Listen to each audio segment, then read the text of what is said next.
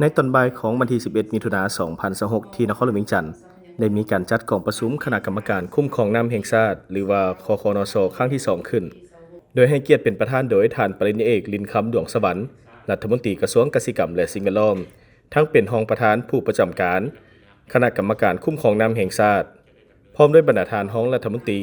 รองประธานคณะกรรมการปกครองนครหลวงเวียงจันทน์และบรรดาแขวงเข้าร่วมผ่านกองประชุมทางไกลตลอดห้องหัวหน้ากรมห้องกรมและแขกถึกเชิญจากภาคส่วนที่เกี่ยวข้องเข้าร่วมอย่างพร้อมเพรียงสำหรับจุดประสงค์ของกองประชุมในครั้งนี้แม่น 1. เพื่อรายงานความคืบหน้าการจัดตั้งปฏิบัติดำรัสเลขที่ 19/นย.ลงวันที่ 26 กุมภาพันธ์ 2026 และตามทิศชี้นำของกองประชุมครั้งปฐมฤกษ์ในวันที่ 25 กุมภาพันธ์ 2026 ที่ผ่านมา 2. เพื่อวางเสนอแผนรับมือภัยน้ำท่วมในฤดูฝนและแผนการเคลื่อนไหวของคคนชประจำปี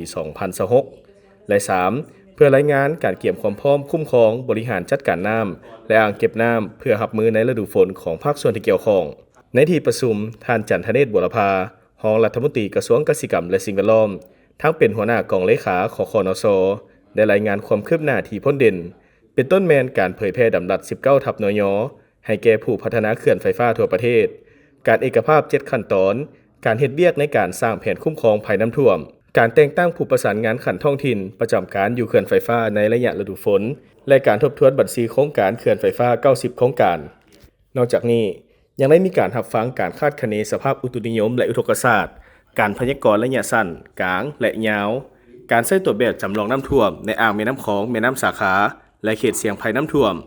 การก้าเกี่ยมแพลตฟอร์มและเครื่องมือติดตามน้ำท่วมการคุ้มครองบริหารจัดการน้ำของเขื่อนไฟฟ้าการคุ้มครองบริหารจัดการน้ำชลประทานและแผนการแก้ไขปัญหาน้ำท่วมขังในตัวเมืองรวมทั้งการปรับปรุงนิติกรรมที่ติดพันและประเด็นอื่นๆที่ติดพันกับเวียกงานคุ้มครองน้ำในตอนท้ายของประชุม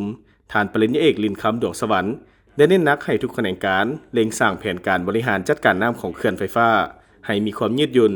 สุขยู่การแลกเปลี่ยนข้อมูลผ่านระบบฐานข้อมูลข่าวสารน้ำแห่งชาติและเพิ่มทวีการประสานงานกับท้องถิ่นอย่างเป็นระบบ